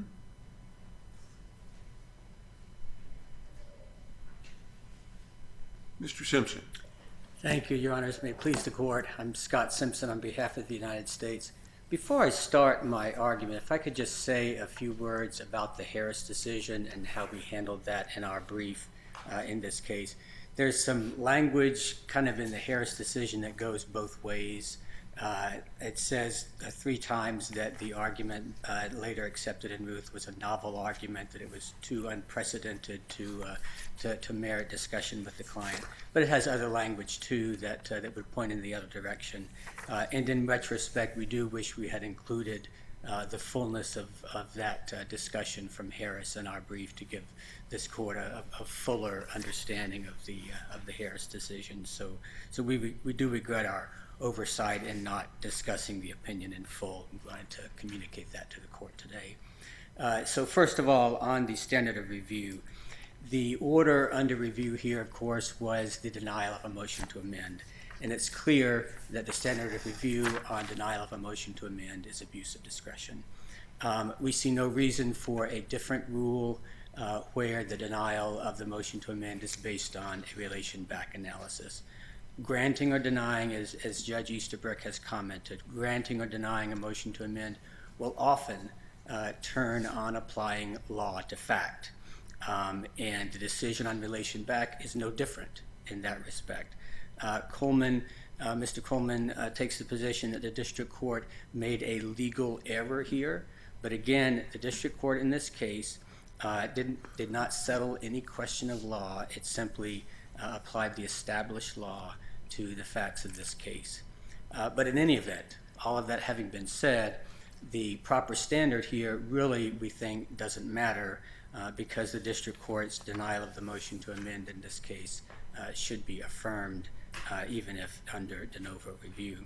But even if it's an abuse of discretion review, this is certainly not a situation where the first version of the 2255 motion said, you know, I'm raising ineffectiveness of counsel for failing to, you know, pursue a Batson challenge, and then the second thing said, I'm pursuing it because I didn't get adequate notice of the 851. I mean, those are completely different things, we understand, and most of the cases that we see look more like that than look like this case. This is a close relative of what's in the first motion, and the first motion looks in that respect kind of like a placeholder. You know, I didn't get the 851 notice. And then the natural question would be, well, why does that matter? And the reason it matters is what's fleshed out in the second, in the request to amend. Maybe that goes to prejudice, maybe it goes to certain other things, but it's not really a shift of theory. It's who cares whether you got notice of the 851 or not? You knew what your priors were, you know, you knew this. And I'm concerned about that because it seems that it's awfully close, and it depends on how close do we need to be in order for it to be an abuse of discretion, as you would have it, to refuse the amendment, particularly with the overlay that he's pro se, the Erickson overlay, you know, whatever you want to, whichever case you like to cite for giving some leeway to pro se litigants. Well, Your Honor, it's really, I think Your Honor's question really goes to two different issues. The first one is the standard of review here. I'm trying to say, for the sake of argument, let's make it abuse of discretion. I don't want to hover on that any more than we already have. Certainly, Your Honor. So going on to the relation back, and I acknowledge that it is closer than some cases, such as the Batson scenario that the court has mentioned. But really, these the claim made in the original motion is really of a different type than the claim that he tried to raise in the motion to amend. Why is it a different type, though? It's the same 851 motion. Well, Your Honor, if you look, and I looked again just now at the original motion, and it says that the main claim there is that his counsel failed to inform Mr. Coleman of the 851 notice enhancement provided by the government. And it is important. It is important to communicate, obviously very important to communicate with the client. I think any state disciplinary bar authority would tell us that one of the most common complaints against attorneys is failure to communicate. And failure to communicate would be a valid, conceivably valid basis for a claim of ineffective assistance. But this goes beyond that. It's rather than failure to communicate, it's a substantive claim, a failure to conduct research, which is what it would require. In his reply brief, Mr. Coleman, it's in a footnote, says that the claim of a failure to conduct research was merely subsidiary, and I think counsel today has made basically the same argument. I thought Mr. Coleman was saying that if the notification had come to him, he would have done his own research, which is what he did. He actually did a pretty good job, actually. But, Your Honor, the notification... and without notification, he didn't have the tools he needed to do his own research. But he did receive notification. He did receive notification that the government was planning to rely on prior convictions. What the motion to amend tries to add to that is not communication but research. It's of a different character. One can communicate without conducting research, obviously, and one can conduct research without communicating. We only need to look, I think, at the nature of Mr. Coleman's merits arguments in this case on appeal to understand the nature of the claim that he was trying to add to his Section 2255 motion. Of course, Mr. Coleman is now arguing relation back in order to make the merits argument that he's now making on appeal. And that argument is focused on researching, is focusing on anticipating Elder and Ruth and the other decisions that go along those lines, and coming up with what this court in Harris called a novel argument regarding drug definitions. That argument focuses on what Mr. Coleman did or did not do back at the office, not on what he did or did not do in communicating with Mr. Coleman. And it's the same, you see the same thing in relation to how the government would have had to respond to that. In responding to a complaint, my attorney didn't communicate with me. You look at the facts. Did the client communicate? Or, as the district court found, did the defendant get that information in some other way at the hearings? Responding to the new claim, however, would have required the government to address the legal questions that we're now dealing with on the merits in this appeal. That is, should the attorney have anticipated Ruth and Elder and so forth?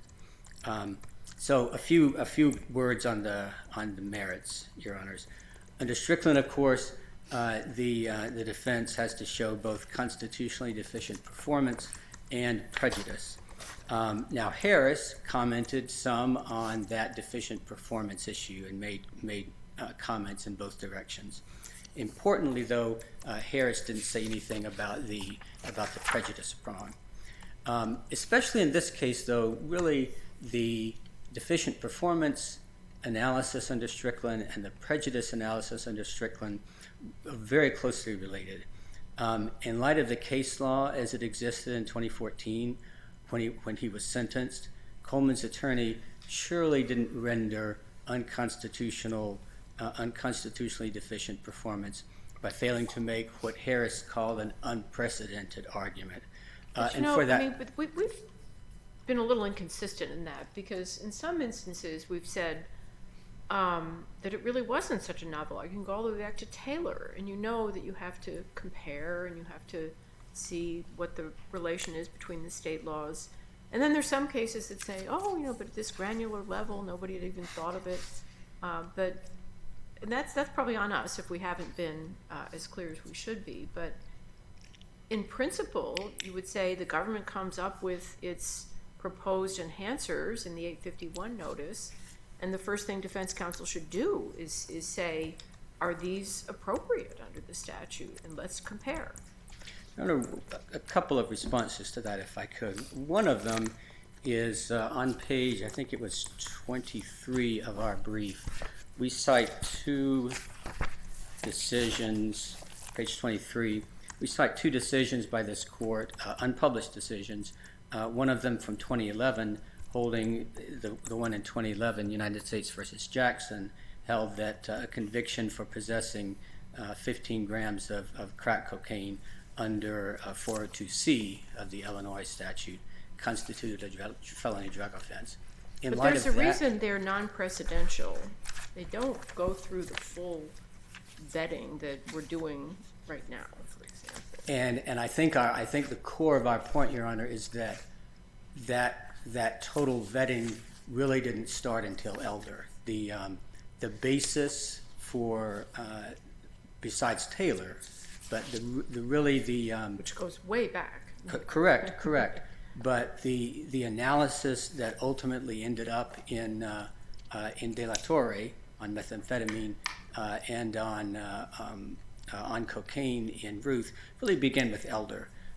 Just a few months earlier, just a few months before Elder, in Brock Miller, the court expressly declined to address even whether to apply the categorical approach to the question of felony drug offense. The state said in Elder that determining whether a given state conviction qualifies as a felony drug offense under 802.44 is a question of first impression. So are we saying that we should require counsel to provide merely constitutional, that's a low bar, constitutional effective, constitutional performance, that they should anticipate that kind of thing? When Coleman was convicted in 2014, there was, of course, no direct precedent holding that the statutes didn't match because of the Illinois and federal definitions of cocaine. And at that time, 2014, there was not even any direct precedent holding that the categorical approach applied at all to that question. Mr. Coleman's opening brief on this appeal admits that it's not clear that any defense counsel, and by that they mean any defense counsel anywhere in the country, had even advanced a Ruth-type argument when Coleman was sentenced in 2014. And in fact, as we say on page 53 of our brief, at least 2 district courts in this circuit, these are 2 decisions from 2021, Williams versus United States from the Central District of Illinois, and Neal versus United States from the Southern District of Illinois. Those 2 decisions, and of course those district judges had seen firsthand the work of the defense counsel before them. They squarely held that those attorneys did not provide ineffective assistance by failing to make a Ruth-type argument during sentences in 2017. Sentencings in 2017 and 2018. There were cases, though, in other circuits where the circuit courts applied the categorical approach to ascertaining the match between the state conviction and quote-unquote felony drug offense. Isn't that correct? Correct, Your Honor. Correct. And so I think these are some of the cases are listed in the Brock Miller case. There was a First Circuit case in 2007, United States versus Brown. There was another case out of the Fourth Circuit in 2007, Fifth Circuit 2005. And so when we're dealing with here a potential life sentence, if counsel were to research whether or not a circuit court, not even district court, but circuit courts across the country have applied the categorical approach in ascertaining what felony drug offense means, he would have had those cases. Correct, Your Honor, and I think that's why, aside from the deficient performance prong, we need to look as well at the prejudice prong. Even aside from the deficient performance prong, we have to look at whether there was a reasonable probability that the result of the proceeding would have been different if Mr. Coleman's attorney in 2014 had done that kind of thing. Let's say that he had done that kind of thing and he had brought that argument. That would be before Elder. That would be before Brock Miller. But we frequently say somebody's case has to be the first one.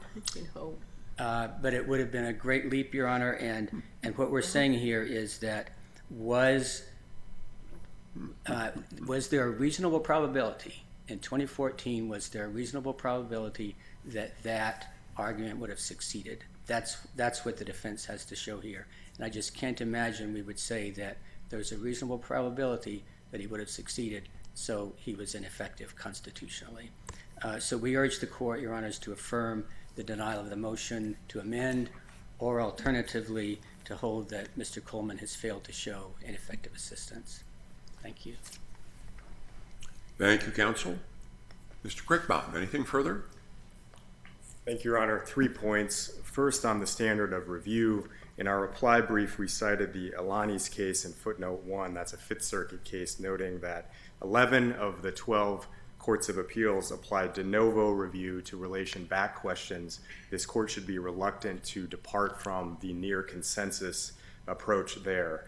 Second, on the substance of relation back, Judge Wood, you said this is awfully close. And I think that's true, and I think this court should apply 2 levels of leniency here. The first one is in Rule 15C, which says that dispositive decisions should be based on the merits. That is a long-held principle of the federal rules of civil procedure, and it applies in 2255 actions. And the second reason, Judge Wood already noted, Mr. Coleman is a high school dropout who wrote these petitions by hand from a federal prison, and his words should be interpreted liberally. When they are, there is enough here to find that the motion to amend related back. Whatever differences there are between these two pleadings, those differences should not determine whether Mr. Coleman must spend the rest of his life in federal prison. That sentence should not turn on trivial distinctions between these pleadings. Lastly, on the merits, I would encourage the court to look to Harris. Judge Wood, you noted that some of your decisions perhaps could be read in multiple ways on this issue. I think Harris is clear. Harris said in 2017, a minimally competent defense lawyer should have known about this argument. And nothing was different 3 years earlier in 2014 when Mr. Coleman was sentenced. The only difference in Harris is counsel in Harris had... Counsel, are you then surprised that we held in White in 2021 that Ruth is not retroactive? If it's just a simple application of Taylor, and every reasonable lawyer should have known that, why doesn't Ruth reach at least back to 1991? But White holds that it's not retroactive at all. I just wonder how that's consistent with the position you're taking now. Your Honor, I have not thought about that question, but What's going on here fundamentally is you're trying to use the ineffective assistance doctrine to make Ruth fully retroactive, even after the Seventh Circuit has held that it's not retroactive. No, Your Honor. If I could briefly address that question. Please do. Well, I think what you're getting at is, could someone file a second or successive 2255 petition? It has nothing to do with second and successive petitions. Well, the decision is retroactive or not in a first petition. And White holds not. Though White said that the roots of Ruth go back to Taylor in 1990. No, White holds that Ruth was a novel decision and therefore not retroactive. I disagree, Your Honor. I know you disagree. Your whole position is there's nothing remotely novel about Ruth. And White said that, Your Honor. White said that this mismatch argument was not novel. Those were the words of White. This argument is not novel. Thank you, Your Honor. Thank you very much. And Mr. Crickbaum, we appreciate your willingness and that of your law firm to accept the appointment in this case and your assistance to the court as well as your client. Thank you, Your Honor. The case is taken under advisement. Our final case of the day is United States against Larry.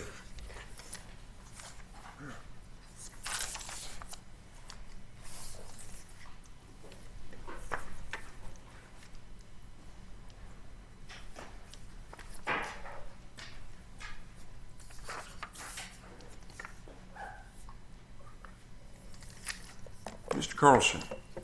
May it please the court. My name is Kent Carlson, and I'm court-appointed counsel for Torrance Larry.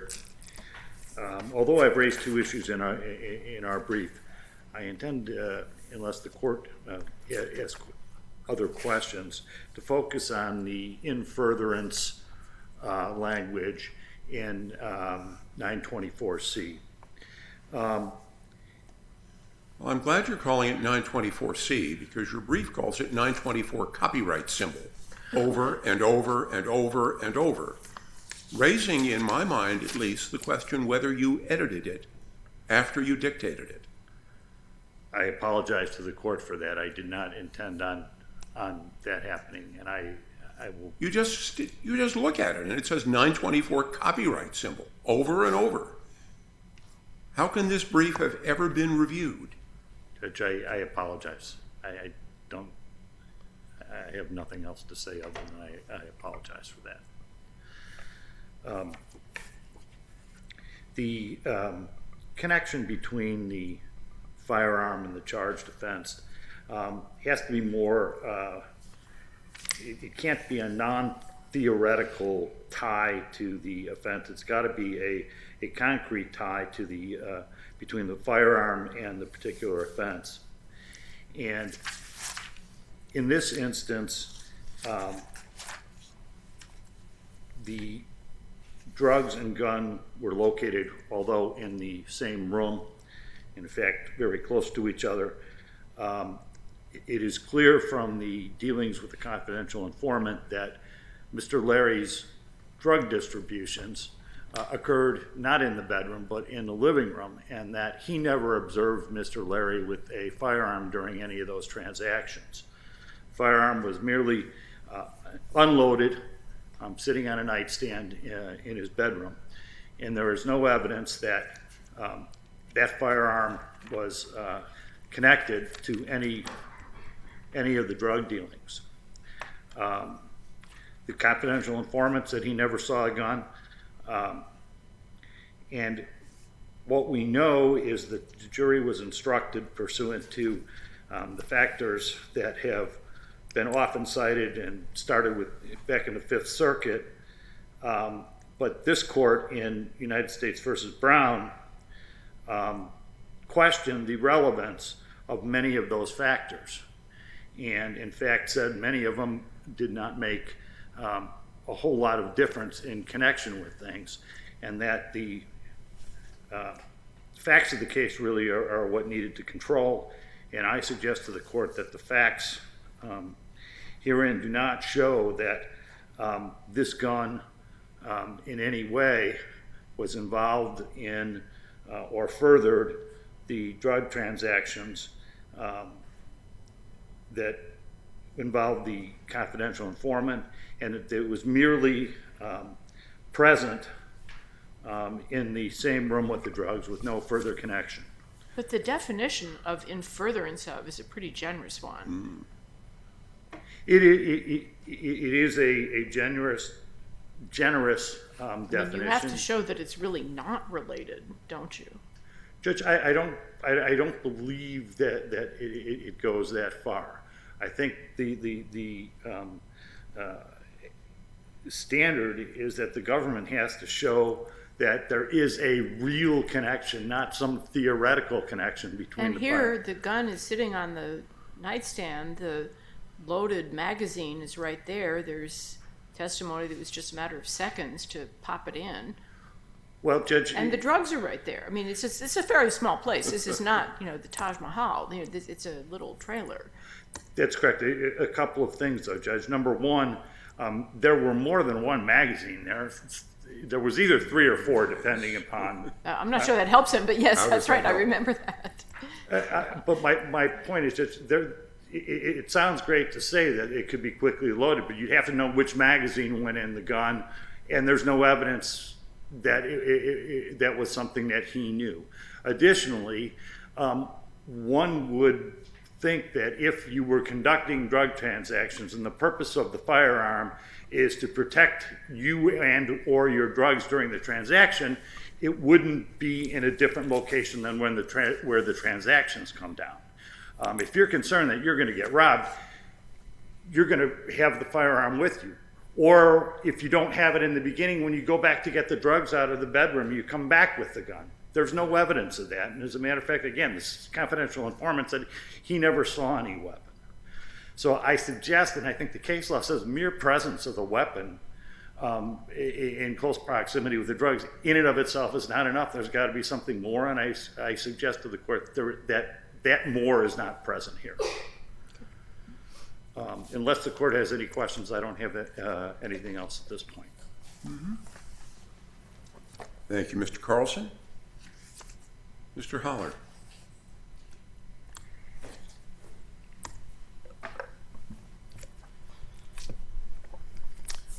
Good morning, Your Honors, and may it please the court. Sufficient evidence supports the jury's conclusion that Mr. Larry intended to distribute the cocaine and methamphetamine in his bedroom nightstand, and that the gun in the same nightstand helped further his drug activity.